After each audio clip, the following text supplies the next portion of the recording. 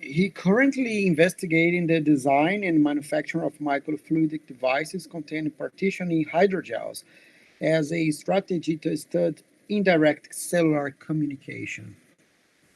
So it's a pleasure to have Daniel here with us today and sharing a little bit of the research that he is conducting at University of Campinas. So very well come, Daniel, on board. We are very glad that you have accepted our invitation and also that you are giving us the chance to broadcast a bit of the research that we are conducting at University of Campinas. So without any further ado, let me pass the word to you, and now it's up to you. Thank you. Thank you. Uh, Good afternoon, everybody. So my name is Daniel. I am a PhD student at the School of Chemical Engineering at University of Campinas. And today I'm going to present my seminar, Partitioning Hydrogels in Microfluidic Devices as a Strategy to Better Understand Indirect Cellular Communication. I'm going to start the presentation talking a little bit about microfluidics, and then I'm going to explore 3 case studies. But before we discuss the case studies, let us define microfluidics. As any other science, microfluidics can have multiple definitions, so I chose the one given by Whitesides in a review paper in 2006. This paper states, microfluidics is the science and technology of systems that process or manipulate small amounts of fluids, using channels with dimensions of tens of hundreds of micrometers. This is an accurate definition, but it makes us wonder, why should we work with such small volumes?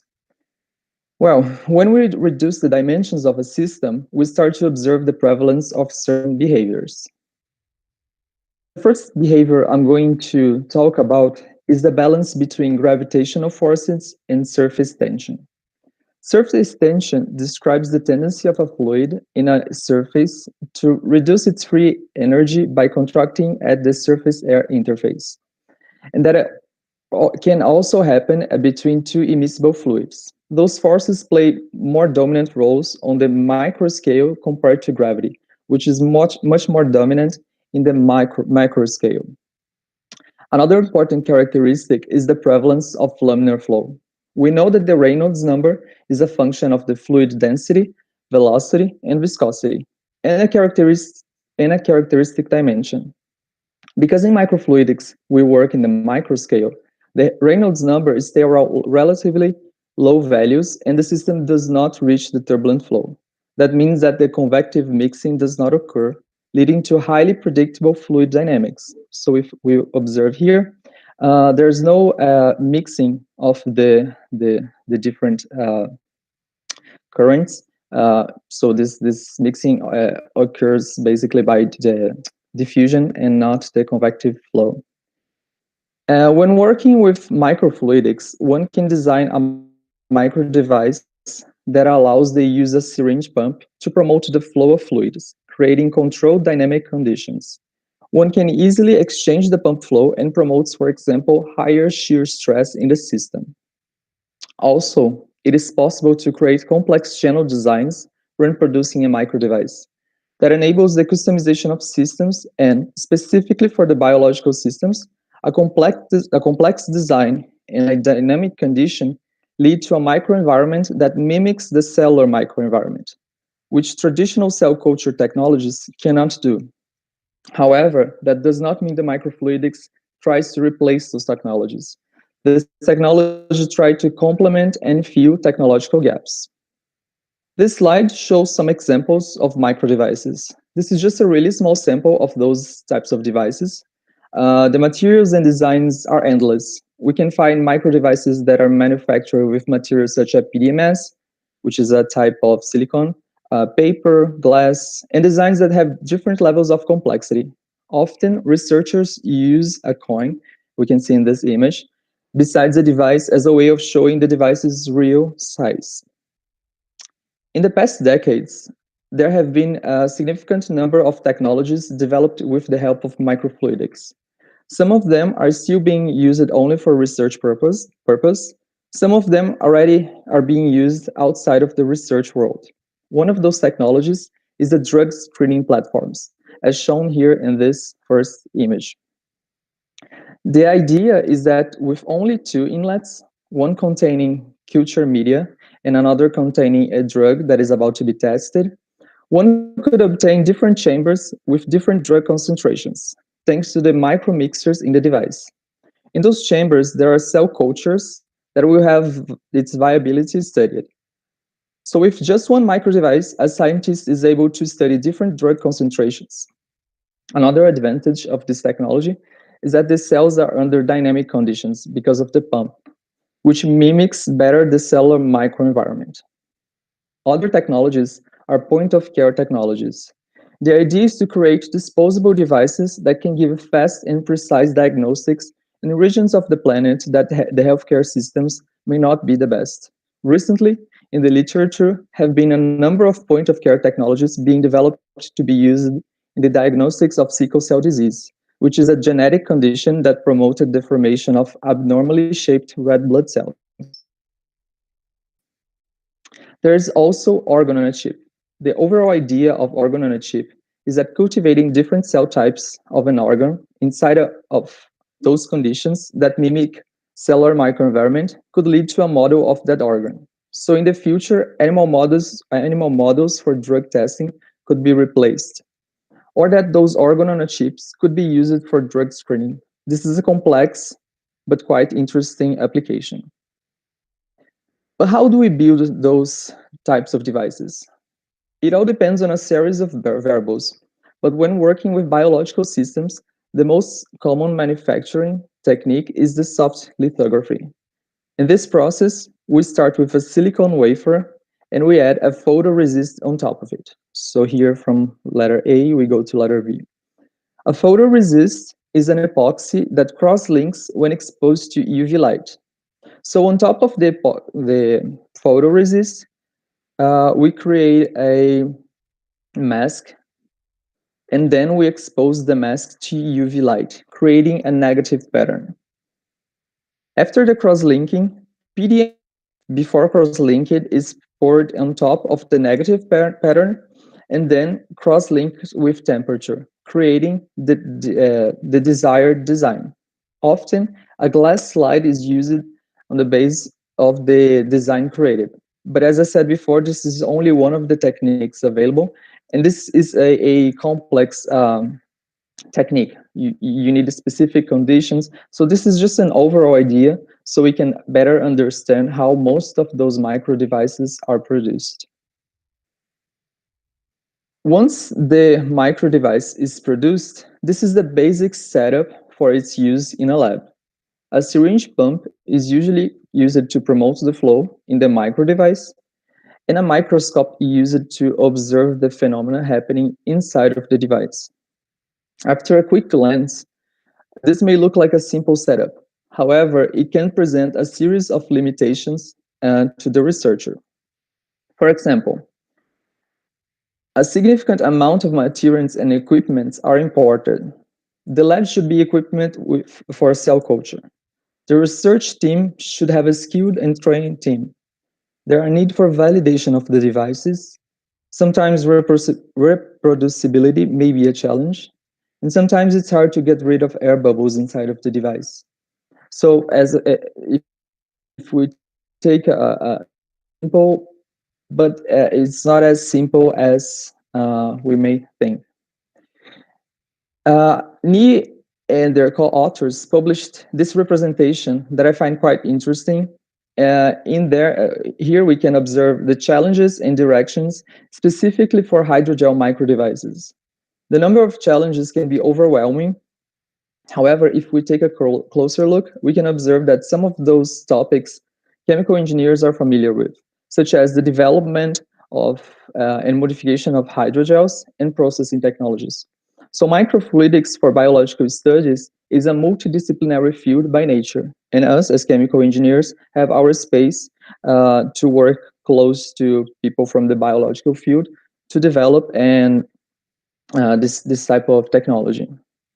According to a 2014 paper by Sacomani and some other co-authors, we can observe that an expressive number of microfluidic papers up to 2012 were being published in engineering journals. And it also shows a consistent growth of those numbers. However, the numbers of papers in the biological journals is much smaller, which opens space for growth in the field and for people from both areas to work together. Another interesting information is this projecting by markets and markets, which shows that it is estimated that the microfluidics market around in 2020 was around $15 billion.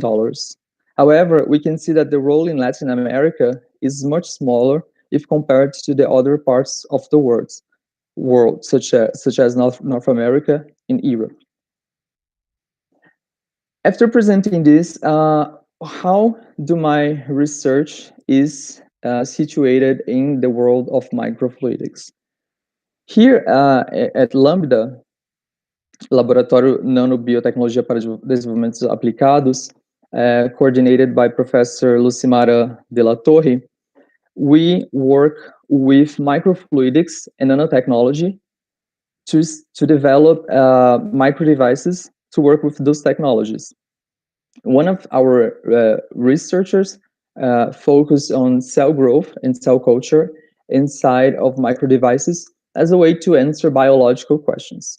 Specifically for my research, we are exploring the cellular communication in sickle cell disease and how can we promote it inside of a microdevice in order to study it.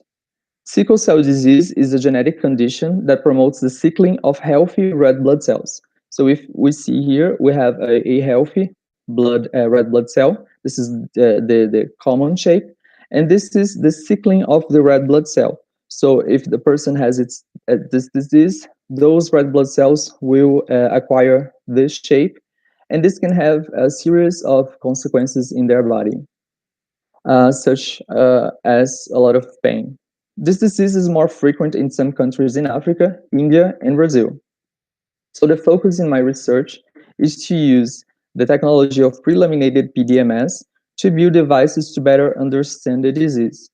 And we know that parts of the consequences of the disease are related to cell-cell communication, more specifically, indirect cell-cell communications. So in order to develop this project, we decided to manufacture a micro device that would allow us to study indirect cell-cell communication. So we had to have two chambers, one for one cell type and another for another cell type, and they should be separated. However, this separation should allow the diffusion of small particles. So we needed a semi-permeable membrane. So we decided to use a hydrogel. So the idea is that in one of the chambers, in both chambers, we could have cell types. In one of them, we would flow, for example, a solution containing a drug, and with time, the drug we would diffuse and go through the hydrogel to the other chamber. The biggest problem with this device would be how to manufacture the hydrogel with micrometric dimensions. So it sounds like an easy task, but if we remember that we're dealing with micrometric dimensions, it's not that easy to manipulate the hydrogel and to promote the cross-linking in an organized way and in a way that we could in the future validate it and repeat the experiments with the same results. So we took a look at the literature on how we could build this device and to take a look if someone in the past has already worked with this type of device. We found three main strategies to build those types of devices, and those are the three case studies I'm going to show here today. This is going to be just a brief overview because they are, of course, much more detailed and complex, but they give us the overall idea how those devices were built. The first one I'm going to talk about is the hydrodynamic focusing. If we consider the characteristics of microfluidics I presented in the beginning of the presentation, we know that there is a dominance of the laminar flow. It means that if a hydrogel solution, before cross-linking of course, flows between two streams of a buffer solution, there is no mixing of currents initially. So we know that they are not going to mix, at least in the beginning of the channel. Diffusion starts to play an important role after a certain distance of the channel, but in the beginning this is negligible. So we can hypothesize that it is possible to flow a hydrogel solution between two buffer streams, and then we could stop the flow and quickly cross-link the hydrogel without mixing in the buffer. So here we have a top view. The currents, the streams would be flowing. Then we would stop the pump and quickly submerge this device in a medium, in a different temperature, and we would be able to then cross-link this hydrogel and have two chambers. Again, this is the top view.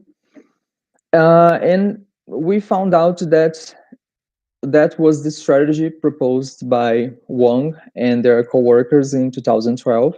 They published those steps in that strategy, and we used this as a case study in our lab to better understand how to produce that device. So they decided to produce the micro device using photolithography, which is the process I showed before, and the hydrogel they used Matrigel, which could be thermal cross-linked. So with just very changes in the temperature, the hydrogel solution would become a cross-linked hydrogel. And the group decided also to use a syringe pump, but instead of flowing in a traditional direction, the solutions inside of the hydrogel, they decided to create a vacuum and withdraw the solutions. So this is a representation. This is an image, two images from the paper. So this is the part of the channel design they used. So here on top of each one of those inlets, they would put a droplet of buffer, and here the hydrogel they were going to use. And in the end, they would use a syringe pump attached to the microgel, to the micro device, in order to withdraw. So with only one pump, they would create a vacuum that would push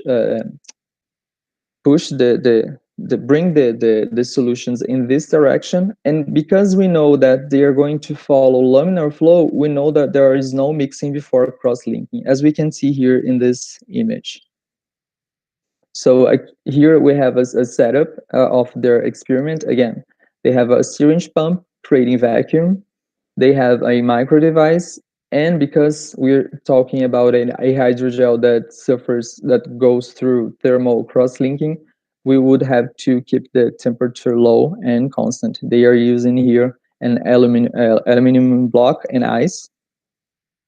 And here we have the reagent droplets. So after the vacuum is created and the system reaches a steady state, they turn off the syringe pump and then they submerge the micro device in a 37-degree incubator. So the idea is that the hydrogel would quickly cross-link without having time to mix with the buffer solutions.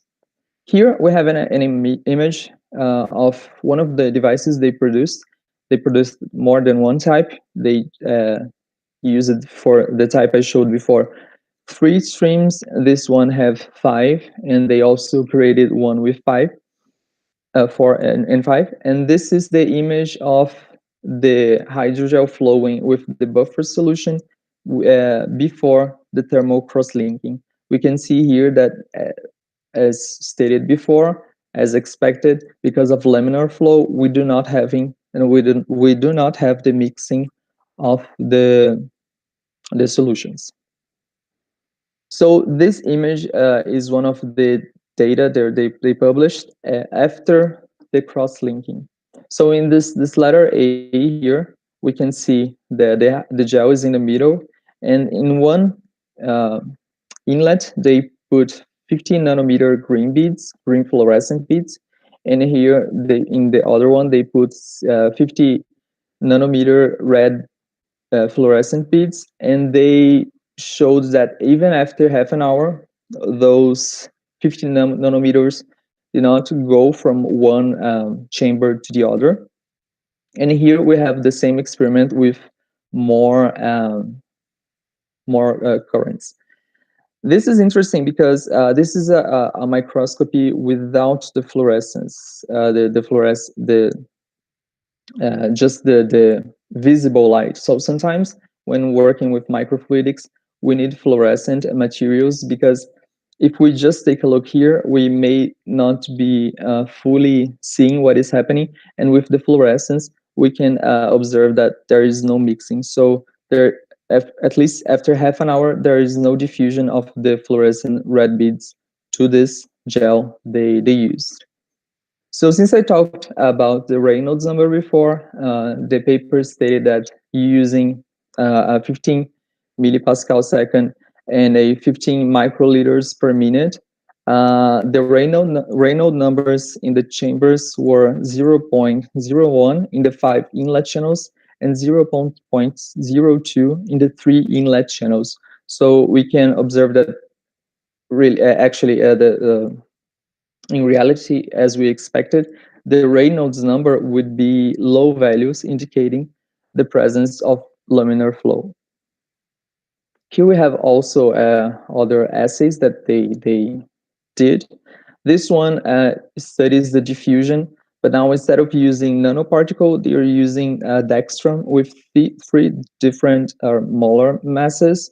So we can observe that with a less lower molar mass, the diffusion of dextran is much quicker, much easier than if we use, for example, a dextran with a higher molar mass. And these two assays here, the researchers used fibroblasts outside of the gel, and after 30 days, no, I'm sorry, after a couple of days, they observed the migration of the fibroblasts from the channel to the hydrogel. But another option is to cultivate cell types not outside of the hydrogels, but then inside of the hydrogels. So in one gel, they used a type of a cell, and in the other, they used another one. Both assays, after a week, the cell types were still viable, which is interesting for those studies. So this is one of the main pros of these types of devices. Depending on the cell type, you may want to have the cell culture outside of the hydrogel, and in some cell types, it may be interesting to cultivate the cells inside of the hydrogel as a way of immobilization of the cell types. So now, going to the second case study, we are going to talk about multi-level channels. Now, instead of talking about laminar flow, we are going to explore the surface tension, the prevalence of surface tension when we're dealing with the micro scale. So the idea here that Hwang and their co-workers decided to do is to build a three-dimensional multicellular co-culture in a multi-level microfluidic device. The idea was to use photolithography, as I showed, the same way as I showed before, but instead of having a channel that has the same height in all of its parts, the researchers decided to use two different heights. So the idea is to flow with the dry microdevice, a solution containing cells and hydrogel, through this path. Here we can see in pink with lower height in a slow value of flow. So the surface tension would avoid the flow of the hydrogel to the other chambers. So the pump would pump the hydrogel solution through this channel. The surface tension would protect it against going to the other channels. And then after this channel is completely filled, they would change the temperature of the system and then cross-link the hydrogel, and then finally flow culture media in the side streams. Here we have a cross-section of the microdevice, so we can observe the different heights here. This is just a schematic view, and this is a cross-sectional view. So the hydrogel would be here. The base would be a glass slide, so for the cross-sectional view they removed it, but then we can imagine here a glass slide, and here in the middle the hydrogel barrier, the partitioning hydrogel. One of the pros of this device is that in the same way that the previous one, they decided to create the same design, the same micro device, but now with more channels, and they could also mix different types of hydrogels in different cell types. And that is really interesting, because sometimes when we're trying to mimic a complex microenvironment, cellular microenvironment, we need to use different cell types, different types of matrices, matrix. So it is interesting to have a platform that could allow you to use different types of hydrogels and cell types. And finally, the last technology we are going to approach, it is the most complex, I guess we could say, if we compare to the three ones, the other ones, that instead of using the laminar flow to create the hydrogel or the surface tension, we're going to create a physical barrier. So those researchers, they decided to use 3D printing, but this technique could also be achieved with soft lithography. So the researchers decided to create the three streams, but between the middle stream and the side streams, they created a wall. I guess we could call it a wall, in a way that they could introduce the hydrogels and promote the cross-linking without having to worry with the hydrogel going to the other chambers.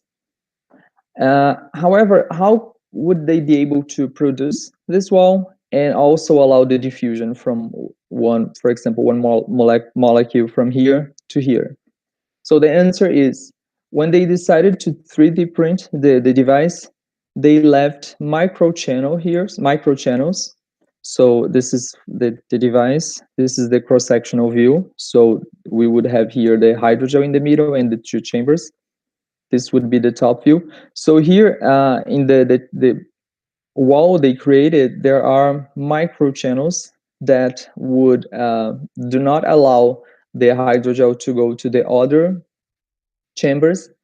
But after we have the two side channels filled, they have enough space here to the diffusion of certain types of molecules. The cons of this type of technology is that if we take a look here, those microchannels have a dimension of 27 micrometers. Not all 3D printers can reach this type of precision. And also, if we compare to the other technologies, the area here the molecules would have to diffuse is much lower. So in the other ones, we had the hydrogel in contact with the side streams, and here we have most of this contact between the hydrogel and the fluids blocked by those capillary channels. However, the one of the pros of this device is that we do not need to worry about flow. They use pipettes to put the hydrogel here. There's no need for an extra syringe pump. So as every technology, there are the good sides and the bad sides, and the researcher should analyze and balance and see what is the best strategy regarding the technologies that they have access to. They also, as the other researchers studied the diffusion. So here they used a type of hydrogel, and here they used another one, agarose, and they could determine the diffusivity of the certain molecules in different hydrogels.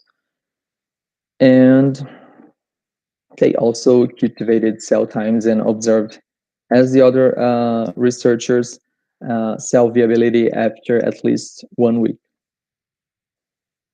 So the closing remarks after analyzing the microfluidics in cellular culture and those 3 case studies I showed. Of course, this is a promising approach, not because of only of those 3 papers I showed, but there is a lot of material in the literature. And also, this is a device design that allows endless applications. So different cell types, the cells could be in different parts of the device. So this is a promising approach.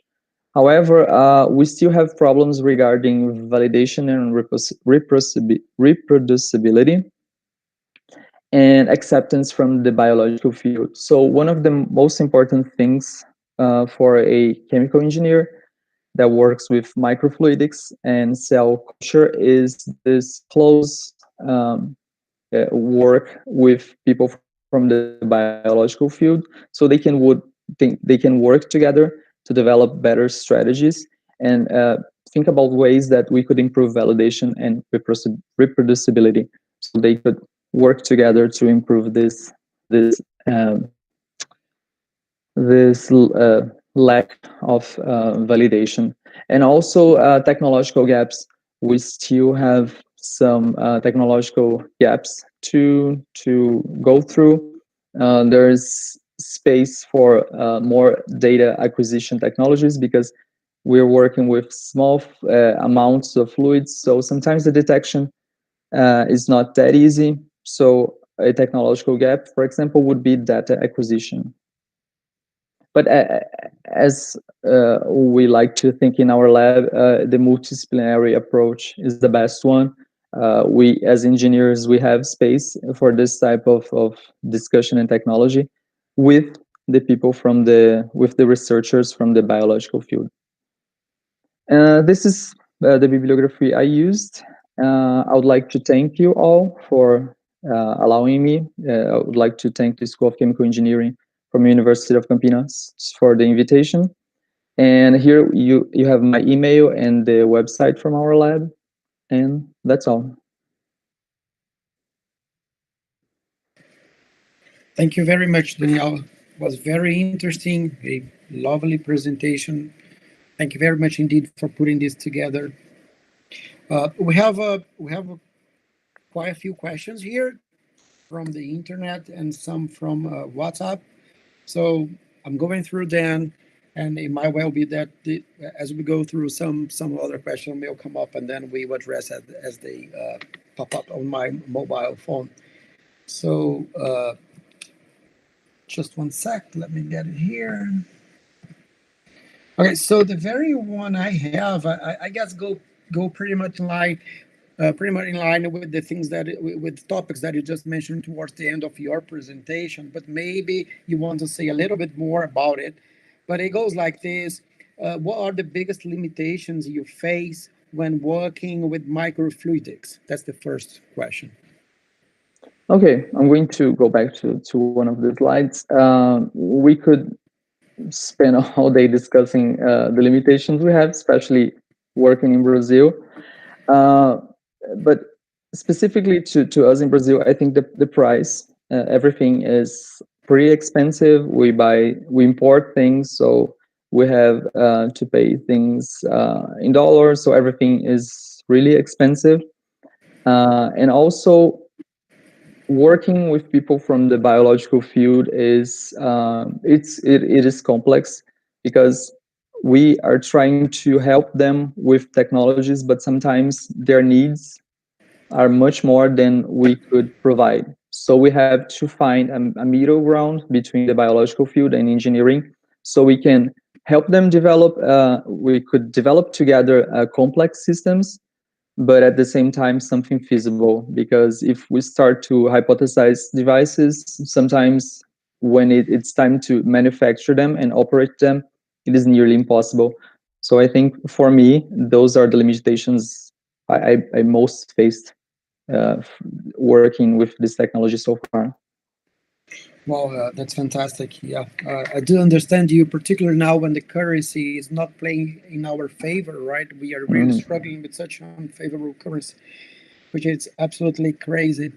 Well, there's a lot of compliments, I must say, from our YouTube account. So lots of fellows here are congratulating you from the lovely presentation. So I'd like to pass that to you as well. Thank you. We do have more questions here. So the second one goes like this. Someone is asking what previous knowledge one should have in order to start working with microfluidics.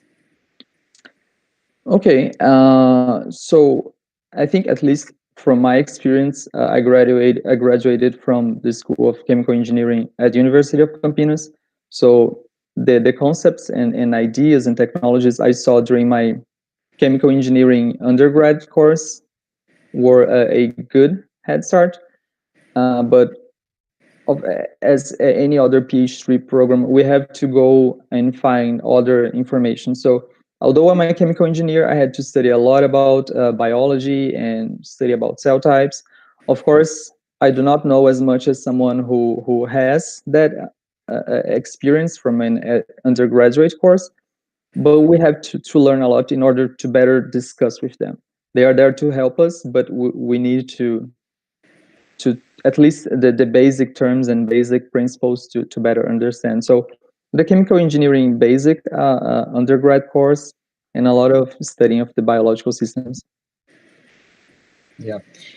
One of the things that comes to my mind that at the end of the day is all about science, isn't it? It's just that we put them in the different blocks so it makes it easier to us to understand it, to study. So we can say biology or physics or engineering and mathematics, but all comes down to science in the end of the day, isn't it? So, well, is that's the way we try to organize things so we can understand them a little bit better, or at least try to understand and describe how the nature works. Well, there's another question here. Actually, we have a few questions. You must be ready for this, which is pretty good. Yeah, thank you for you who are dropping those comments and questions through the internet. So the third one goes like this. Which one? That's in my opinion, this is a very tricky question indeed. So someone is asking you, among the three strategies that you have presented, or technologies, if you wish, someone is asking, which one of the three technologies you think it's more promising?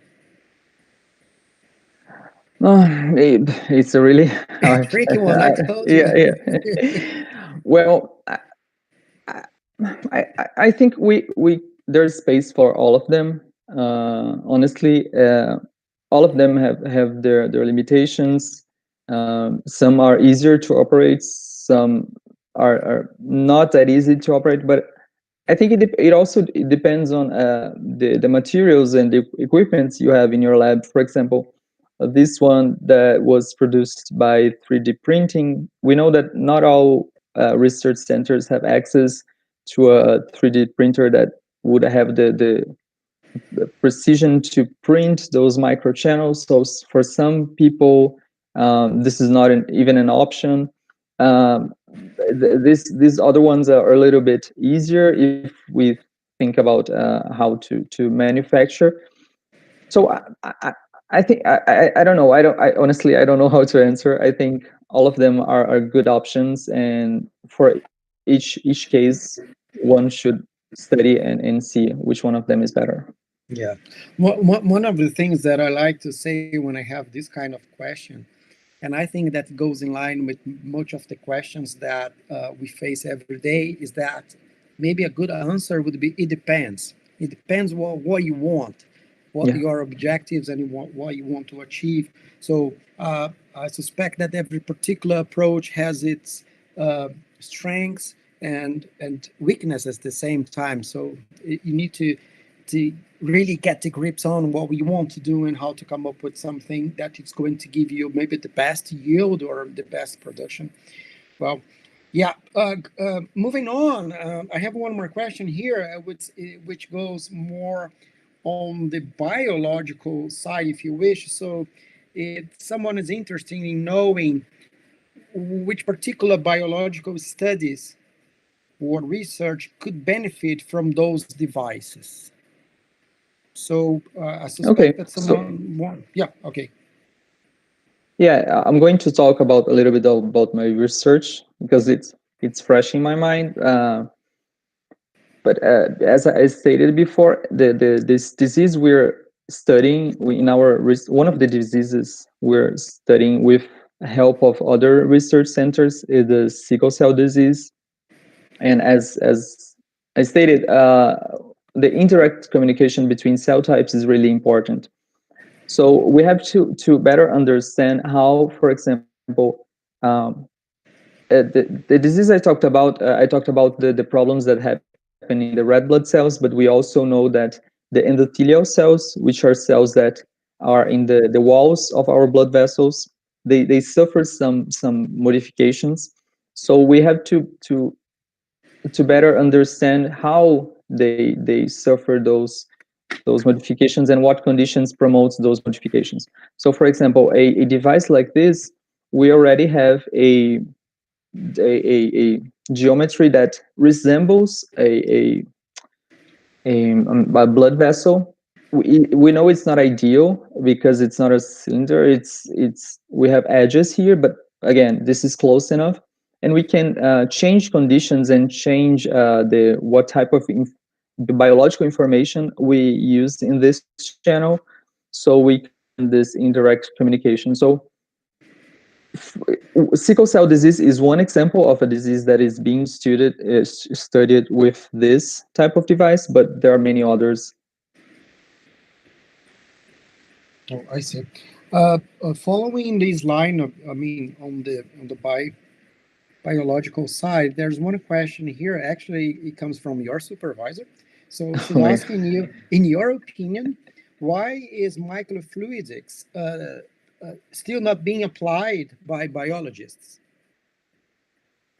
Okay. I think reproducibility is one of them. Sometimes because of the dynamic conditions, we have to make sure that all of the conditions are being repeated if we are using different assays. I think also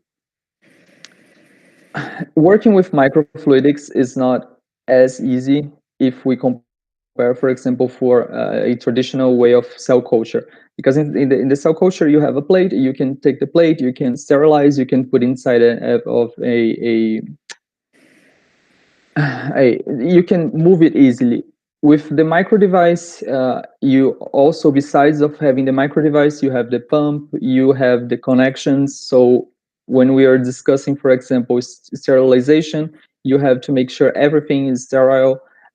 If you're going to another lab and you have to take the pump with you, so I think we can talk about a lot of things, but I think those are one of those are can represent a little bit of why it's not easy to accept this new technology, and because it's also a new technology. So I think it takes time for people to accept the idea of a new technology trying to complement an already existing one.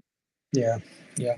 One of the things that goes in line with what we just said is that at the end of the day, it's also a multidisciplinary field. So you expect that you have contributions from different fields and the technology and new things. They indeed take a bit of time to settle down. So until people get used to them. Another question, which is very similar to this one, it mentions some how reluctant biologists are to work with microfluidics and to accept microfluidics. So this is just a small comment that comes before the question, and then the question goes like this: is there any micro device being used in this field currently? So in this field, in the lady is referring to the biological systems and the biologists, if there are any particular micro device that's being used by them that you are aware of, I suppose. Luckily, all of the researchers from the biological field I have worked with and I have met, they're pretty happy. They're pretty yeah, they like the idea of a new technology that could answer questions that traditional cell culture wouldn't be able to answer. So I do not say what I cannot say what arguments they use, and luckily all of the people that have collaborated with us in our lab are pretty open to the idea of this new technology. And one example of technologies that are being used currently, unfortunately, I cannot say about the hydrogel one, but regarding microfluidics overall, if we talk about point of care technologies, not specific this one, this is just a representation, but we know that there are people already using point of care technologies in parts of the world to diagnostics and to promote diagnostics. So the hydrogel one, unfortunately, only for research so far as I know, of course. But regarding microfluidics, they already being applied in some parts of the world, and for certain applications. Okay. Well, I have more questions that come up from my WhatsApp and account. So they kind of more, I would say, most of the questions here they flirt with philosophy at some extent. So the very first one goes like this.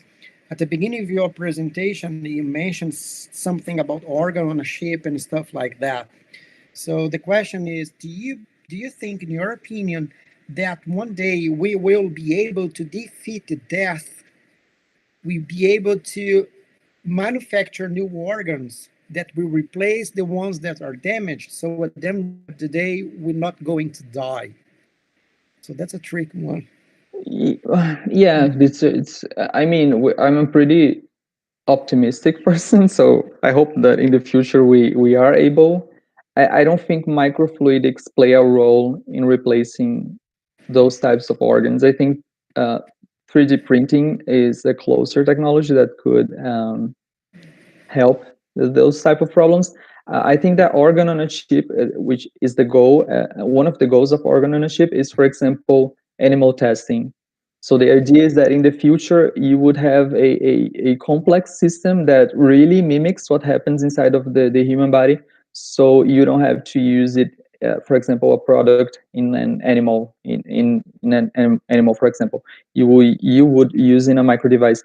I know that there are some companies that are already using synthetic skin. So I think organ on a chip would be something in this direction. I think they're replacing organs and stuff, more 3D printing of biomaterials. But again, that's just my impression. I may be wrong. Yeah. There is just one small comment. That's one author from Israel, if I'm not mistaken. His name is Yuval Harari, and he has a couple of books where he discussed this possibility that we're not going to die, but we just go on and on replacing our organs. So the only chance we have to die is by accident, but not naturally, by natural causes. Well, that's something that at some extent it really frightens me, because you imagine that you go a Highlander and you live forever, and what if you lose someone by accident? So probably you're going to end up with mental issues, I suppose, which is not something good at the end of the day. But anyway, but that was a very good question indeed. Well, another one that comes from my side, if I'm not mistaken, this morning or yesterday, I was reading one of these articles in Science this week. And I don't know if you're aware of, but there's a lot of, it seems that we have a few issues with this new immunization, the one from Pfizer, which a lot of people are experiencing some sort of allergy. And the reason for that is because they use a polyethylene glycol and to packing the messenger RNA, and then some of the people they have problems with the allergy to this particular PAG, and then they have a problem. And then Pfizer explains that during the phase 3 of the tests, they did not try the vaccines on people who suffer from allergy or more particularly from polyethylene glycol.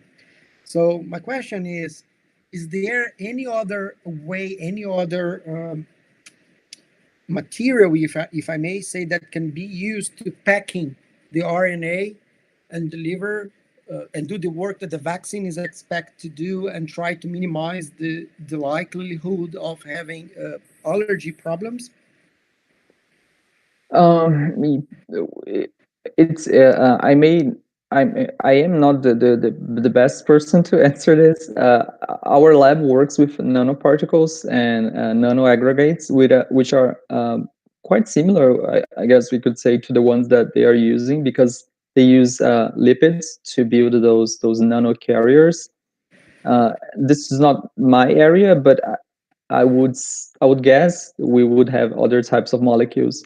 Uh, Polyethylene glycol, I've heard some people use in some experiments, and although they say it's biocompatible, not biocompatible, but it has low toxicity. I think it's yeah, each organism can react differently. Our immune system is really complex, so I'm not surprised some people developed. My concern would be if we change that for another molecule, other people could have reactions to this other molecule. So at the end of the day, I think we will never have a perfect solution. Yeah. I I think that the best way is to use a molecule that, if it promotes some type of allergy in a person, it's manageable and it wouldn't kill the person. But again, I'm pretty sure that there are other molecules. I know that they use, for example, besides the nano the lipids, they use cholesterol to better organize the nanoparticles. So yeah, I think they have other molecules. I just don't know what are those. Yeah. Well, one final question. We are starting to running late, so we still have 5 minutes. So, as far as I could understand, a lot of problems with the microfluidics with the mixing, right? We're always trying to mix things, while at the same time we are working most of the time in a laminar regime, which makes things very complicated. So, in your case, as I could see, when you have this hydrofocusing approach, you have whatever is the fluid, and you have the hydrogel in the middle. So you kind of more interested in some sort of selective membrane. Is that way it is? You're not very concerned about the mixing itself, but how selective the hydrogel is going to be. Is that the way it works? Yeah, for this first stage, we do not, if we are going to use the hydrodynamic focusing, and we are developing a device like this. Mixing, we just don't want the hydrogel to mix with the other currents. After the hydrogel is cross-linked, and then this, for example, would not flow because it's cross-linked, and the diffusion of particles, if cells are going to respond well to the presence of the hydrogel, if they're not going to respond well, if they're going to try to invade here. So different stages of the project will need different characteristics. We just have to find an ideal solution. And sometimes the ideal solution is to use both hydrogels to create a mixture of hydrogels. So we have the biological requirements and the engineering, the physical chemical requirements. But for this first stage, we're only worry about not mixing. Okay. Danielle, once again, thank you very much indeed on behalf of the graduate program. It was a pleasure to have you on board. Very comprehensive presentation. You were very kind on answering all these questions, even those which were flirting with philosophy. It was very interesting. For those who are listening to us, this is the last seminar of this year. We're going to come back next year on March. So if you are keen to join us and give a presentation, all you have to do is just drop us a line. We're gonna roll you down. We're gonna enroll you down, and then we trying to make what is the best appointment for you. We still have slots for next year, so we're not fully booked yet. As usual, I would like to remind you all that this initiative, it's for you. I mean, it was designed and it was thought for all the graduate students, so they have the opportunity to get in touch with the research of your peers in Brazil and abroad. This year we have two guests from Belgium. It was very nice. It's also an opportunity to get in touch with different accents and get used to the language, which is the primary language for science at the moment, which is English. So it's your chance, and you see that's not that difficult, and it's okay to have an accent. It's okay if you do some mistakes. The most important is that you have the chance, the opportunity to listen and to practice your English. So yes, please do feel motivated and drop us a line and for the next year and deliver your seminar. You don't have to present any particular results. You may give a comprehensive presentation of your research. Everything which is related to the graduate program, it's very welcomed. I would like also to take this opportunity to wish you all a very lovely Merry Christmas, and to spend your time with your family and your friends, and also that you have a Happy New Year. I know that's a tough time. I know that we're going through some very hectic situation, but hopefully things will improve.